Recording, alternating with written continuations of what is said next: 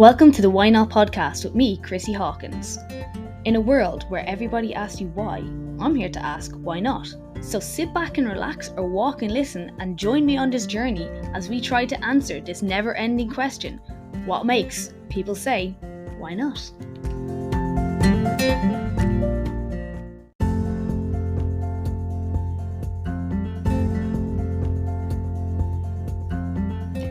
Hey guys, welcome back to Why Not. So today I'm going to talk to you about whether or not you are getting in your own way when it comes to your fitness goals. Woo. Well, just to be honest, we do a lot of different things, but I focus on fitness mostly.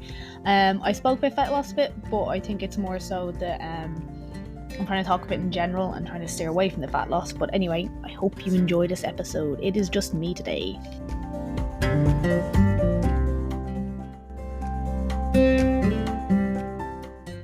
Well, hello guys, how are we? So you are stuck with me today. It is a terrible, rainy, horrendous day today I'm recording this. Hopefully it's nicer where you are, or hopefully it's nicer now when you're listening to this. But instead of sitting and looking sad, I'm going to make use of this miserable weather and record a podcast.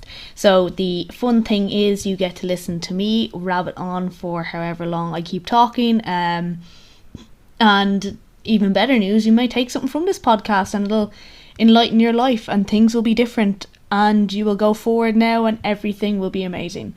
And if not, you have spent a bit of time doing something that is easy to do. I don't know. Anyway, I'm going to stop shiting on about that now. But today's topic I want to talk about is, are you getting in your own way? Now, this could be, I don't know if you can hear the thunder, this could be in relation to your fitness goals, maybe your weight loss goals, maybe it's business related, maybe it's blah blah blah, I don't know. But I'm going to talk about this from a kind of fitness perspective. As you know, I work with equestrians. I also work with people who want to get general fat loss, so this will be applicable to everybody in that umbrella. And I find that a lot of the things that we do are things that we are causing ourselves to repeat this cycle over and over again. So one of the reasons I was thinking of doing this now is we are some amount of weeks from Christmas. I don't know the exact amount of time because one, I hate Christmas. Anyone who knows me knows I'm a Grinch. And two, I'm not bothered counting it. But the thing about it is, this is prime time for people to start selling fitness programs for the little black dress season.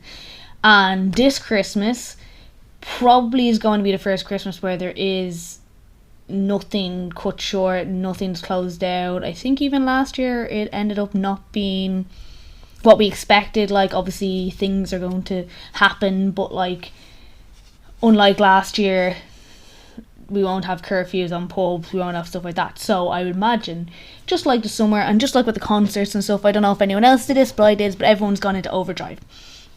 So people are going to be going out, they're going to be work parties, there's going to be family parties, there's going to be this, that and the other, and people are going to want to look a certain way for that, and they will want to be in their little black dress or whatever formal evening wear, or, you know, things might be starting already, like I'm going to something next week, you know. But because of that, you're going to see this everywhere now. You're going to have people advertising, you know, get Christmas ready, Christmas party ready, little black dress, all this. And people are either going to do one of two things, I tend to find, is they are going to jump on that because they always jump on it because they're worried about how they're going to look. Maybe they've gained some weight since COVID, stuff like that, and they just want to make sure they look great for the parties. Or they're just going to look at that and go, that never works. I've done it before and it didn't work. And they'll just ignore it.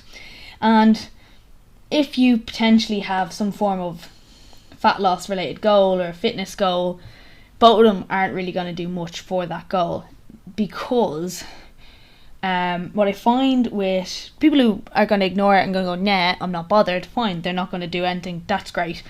You know what, they're better off not wasting their time. Not wasting their time, because again, these programs aren't bad, inherently bad, but the problem is the people who are doing them and doing them again and again because they worked. This is the problem, and this is why I make so much money for the PT who's selling it.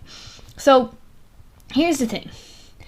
if the program worked, you wouldn't have to do it again. Does that make sense? So yes, a lot of these programs do work.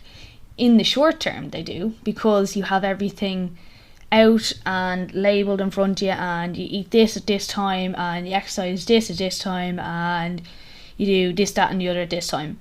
And then you get to the end of the 8 weeks, and then you go, oh, what do I do now? And then you go, I could do that, but I'm fed up of eating porridge for 6 weeks straight, so I'm not going to do that now. And you know what? I'm going to have chocolate because I haven't eaten a chocolate and I wasn't allowed. And now I'm going to have 2 chocolates, and I didn't drink for the 6 weeks, so I'm just going to get pissed now. Sure, it's party season, it's Christmas. Christmas weight's going to happen. All these things snowball, and by January, you're back to where you started. Maybe mid-January. And it's this thing of, you've not learned, okay? This is the problem with these kind of programs. They often give you a meal plan, give you what to do, when to do it, and all this. But you don't know how to learn, you don't learn how to do it outside of it. So if you, for instance, was working with someone and they were like, okay, I want you to send me your food and I want you to tell me what you're doing and this, that and the other, you kind of think about what you're doing, which is fine.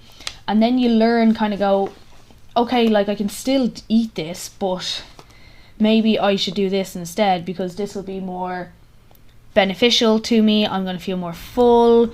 Like yesterday I was a bit hungry, so I ate a little bit more. Maybe I need to sleep better. That could be the reason I ate more. All these little things that you don't really factor into these like programs that say do this here, do this here, do this here, do this here.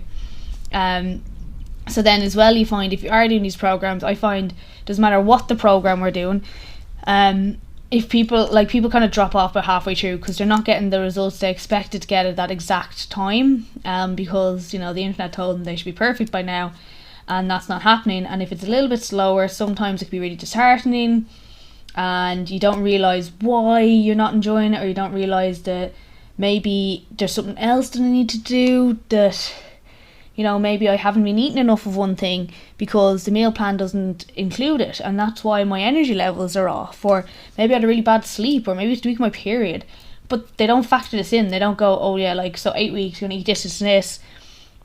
Well, if it's a week where you need more calories because you're coming up to your period, or you need your calories from a different source, like that's a thing that people don't realise they affect you. So you could be absolutely knackered and exhausted and think you're just a failure and want to give up, or you have that extra bit of chocolate, or you have that something or other, and suddenly you're like, oh my god, I really fucked up there.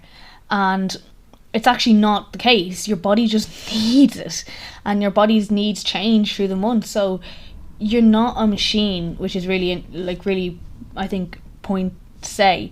Your fuel needs different, like you're sometimes more tired, sometimes you have bad sleep, sometimes you're not going to have the energy to perform to the exact same you did last week, and that's okay. Sometimes a session that's just done is better than a session never done, and these are all these things that aren't factored into these cookie cutter programs. This is what you do.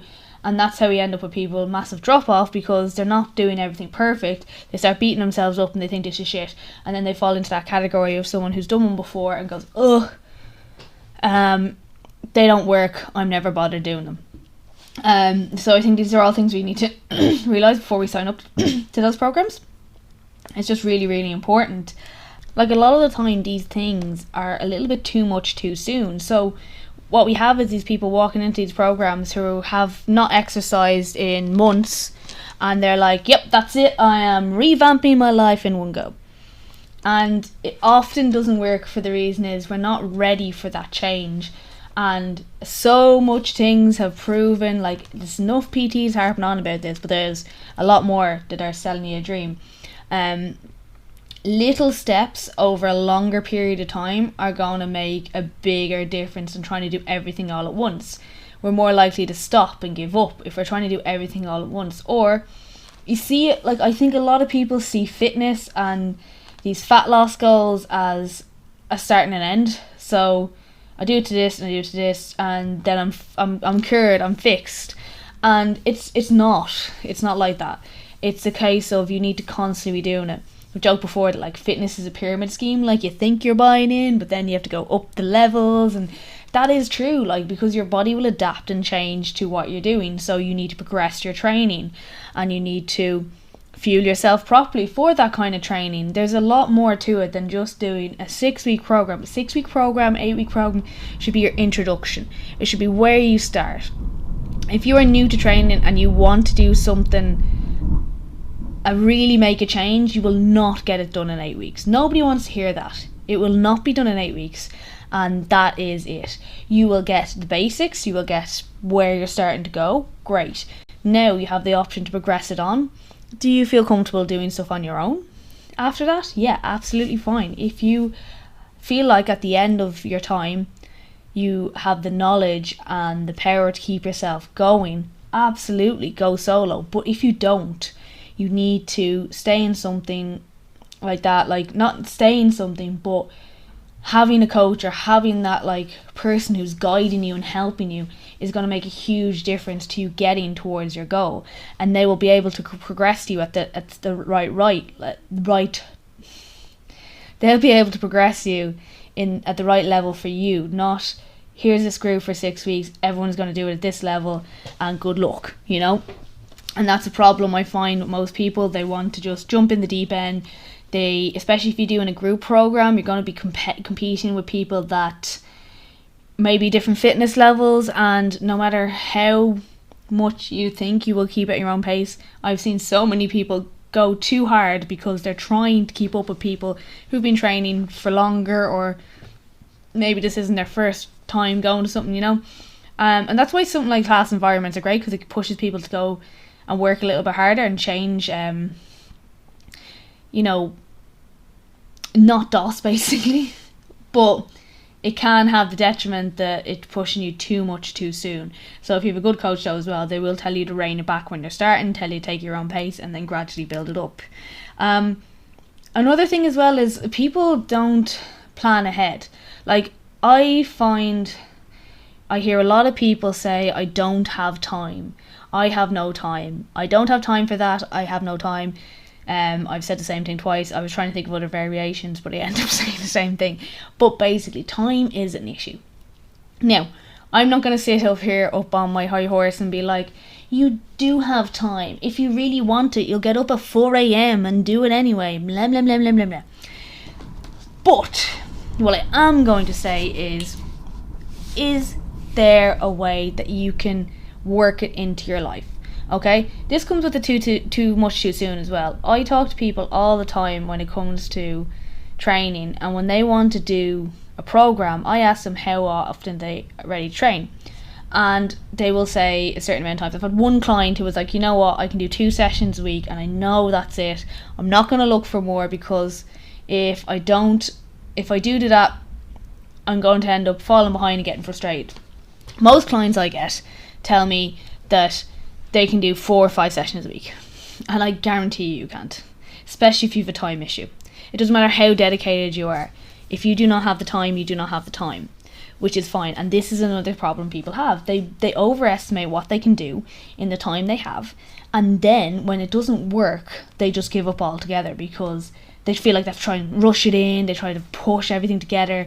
It's not working. You know, they don't have time for training, blah, blah, blah. When they could literally break it down into maybe 2 workouts a week or 3 workouts a week, and maybe 2 walks. You know, they could a few 10-minute walks. Maybe they have time in the lunch break to go for a walk.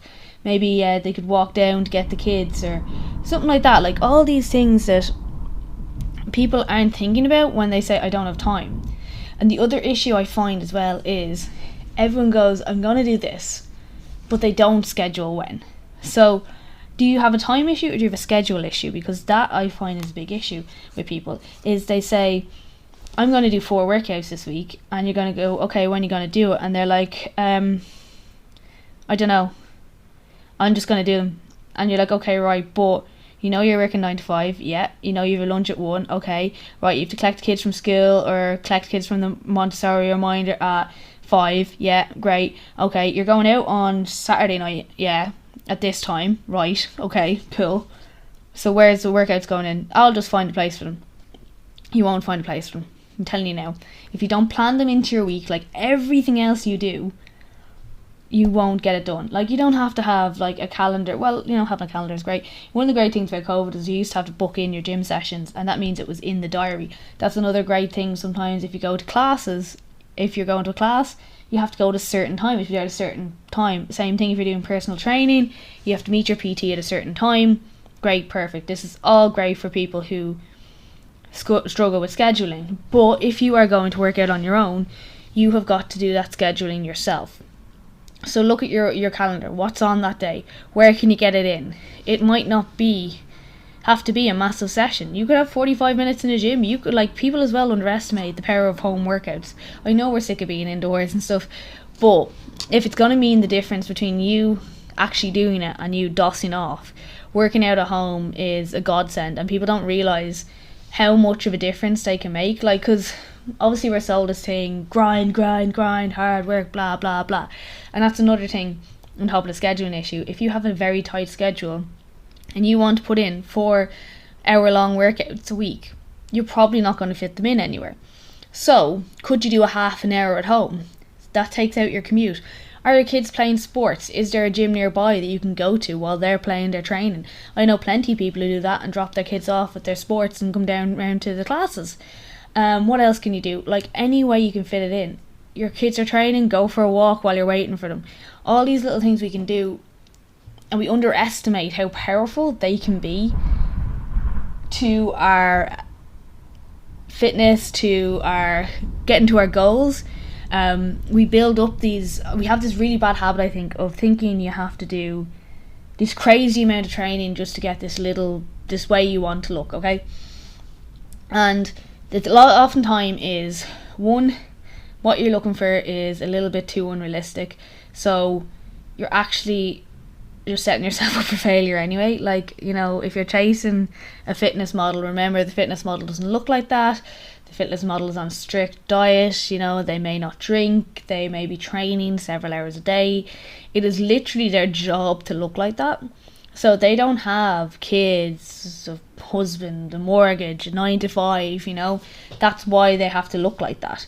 And on top of that, all those photos are edited. I think we forget about this and need to be reminded every so often. So when you're comparing yourself to these people, even photos in magazines that are fitness models, general models, again, job. Celebrities, they're all gonna be airbrushed, and that's gonna make them look better than they look.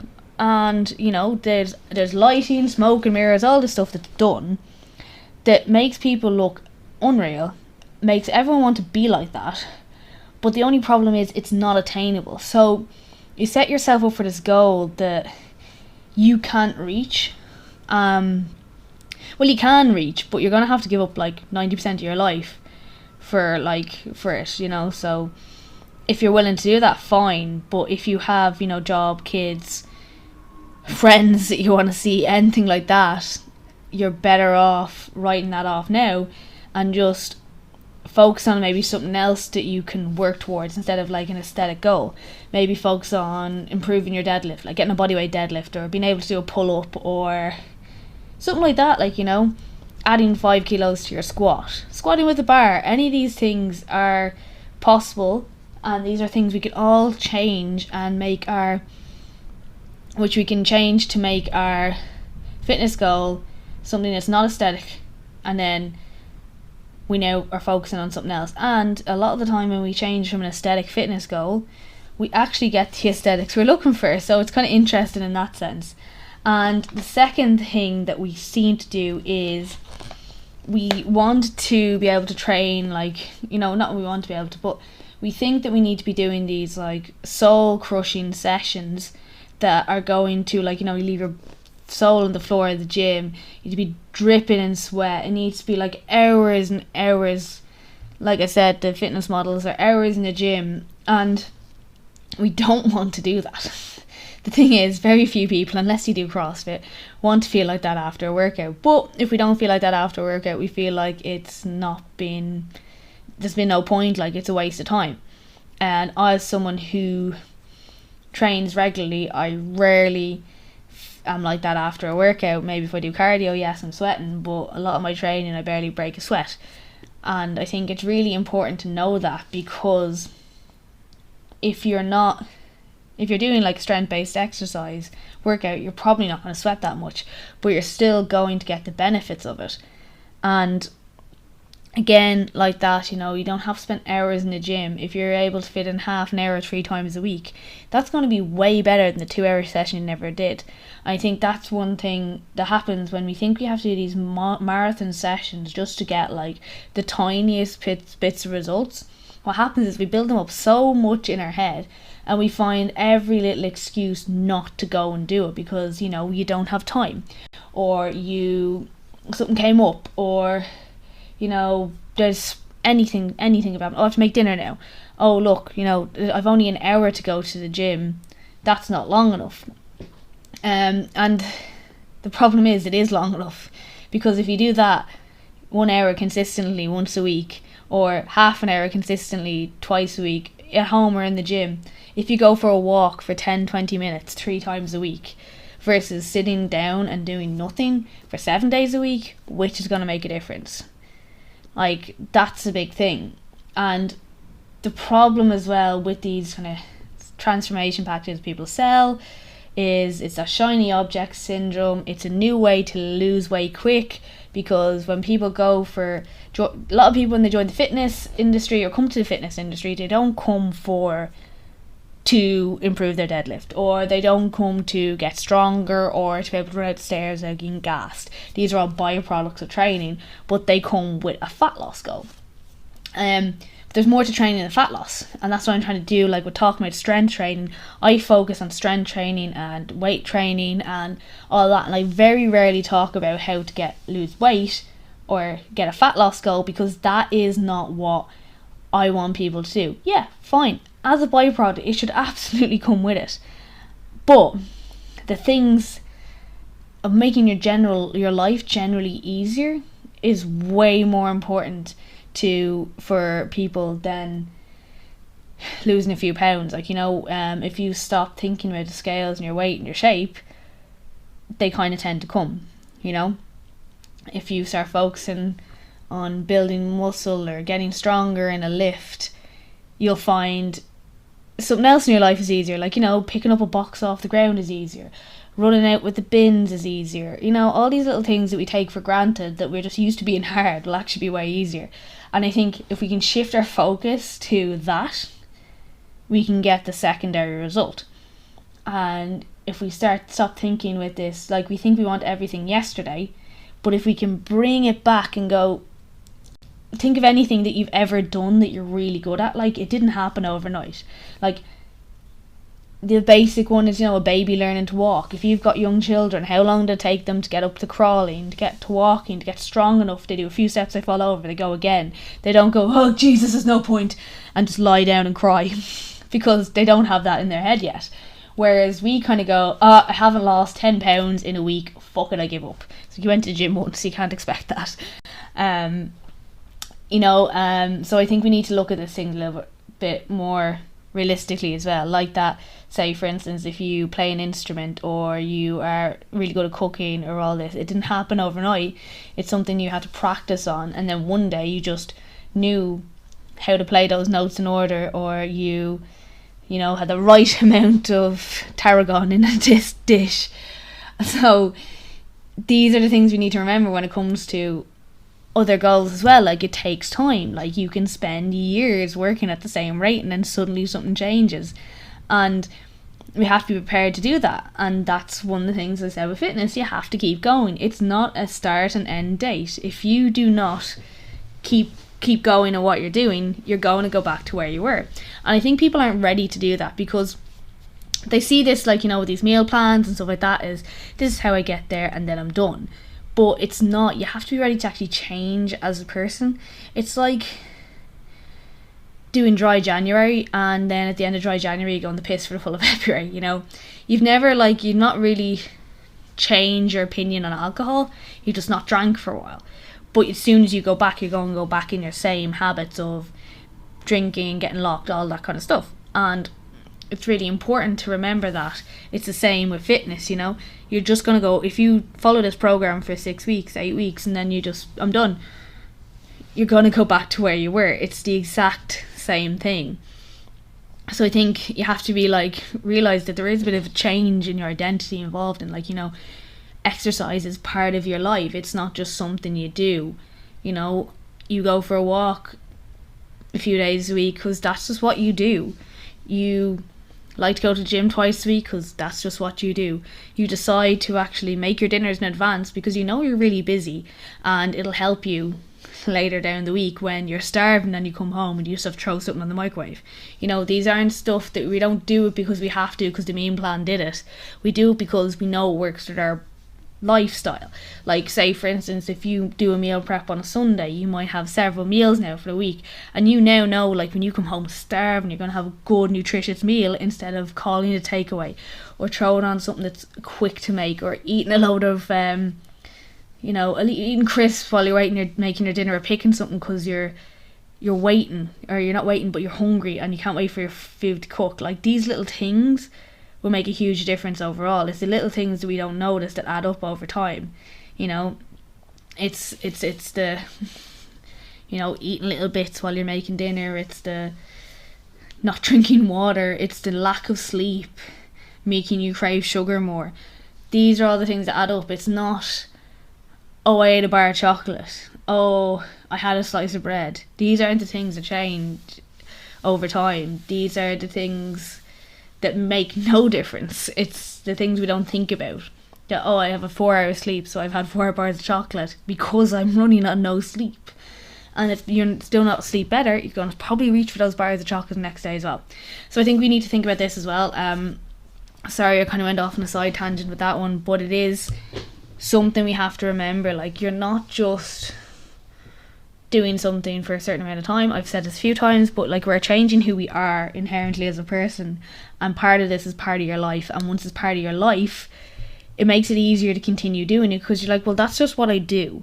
Like, people always say to me stuff like that, like, oh, I don't know how you do that, oh god, you must be real healthy, oh god, this, that and the other. I'm like, well, it's just part of my life. I try to eat a good lunch. I try to, so I'm not starving by dinner and have a load of crisps before dinner or something, you know. We eat big meals because that's just the way our schedule works, you know. Things like that. There's more things like, what am I trying to say here? You know, I train 5 days a week because I enjoy it. Now, I know not everyone enjoys it, but you can fit in ways to do it during the week as well. Like, as I said, going to classes, going for walks with your friends, stuff like that is all going to be ways of increasing your activity in a more fun way. Like, I see people in my classes who are all friends, and they, you know, they've made friends from the gym. It's not from anywhere else. They've come in and made friends, and they talk and they're delighted to see each other. So it's not as intimidating and scary as you think. You know, I find if you're intimidated by a gym, join a small semi-private gym. You'll find majority of people in the gyms are normal people. So that's just my 2 cents on that one as well, you know. So I suppose that kind of covers most of it. Are you getting in the way? I suppose it kind of was trying to break down little ideas that we have and that hold us back, and maybe things we can put in place that'll stop you from returning to square one each time you start training. Maybe you'll start training now this time and you'll just keep going, and you'll just feel better and stronger, and you won't be returning all the time, you know. Or you'll be returning all the time, but not after 6 weeks here, and then you disappear for 6 months, and then you have 6 weeks here, you know. You'll actually enjoy what you're doing, and it's not going to be a chore. Some days will be a chore. Some days you won't want to go, and some days you might just take the day off because you're not feeling up to it, by the way, which is totally fine. That's also completely normal. Not everyone wants to train every day, and not everyone does train every day. And I skip sessions when I'm bollocks too, and I have bad sessions when I'm bollocks, and I just be like, write it off, going, well, it's better than none at all. Okay? Just a little side note there in my little rants. But if you are looking to follow me, you will find me on Instagram and TikTok. It's Chrissy H Fitness. I also have a website. It's www.chrissyhawkins.com. And if you are an equestrian and you are looking to improve your riding, rehab any injuries, or just feel more strong and confident in general while working with horses in any capacity, do follow me on @strongthesaddle_. That's on Instagram. And on TikTok, it's at Strong in the Saddle without the underscore. So I hope you guys really enjoyed this episode and you took something from it, and maybe you will change your approach if you're about to start your next fitness journey, or maybe you're going to start your first fitness journey. If you have any questions off, feel free to drop me a DM or whatever way you want to contact me. Hope you enjoyed. I really do appreciate everybody who listens to this podcast, so if you please could help me with the algorithm and leave a review on Apple Podcasts or Spotify, and even, if you want to reach out and suggest topics for me, I'd be delighted to hear from you. Drop me a DM on Instagram or TikTok, and thanks again for listening.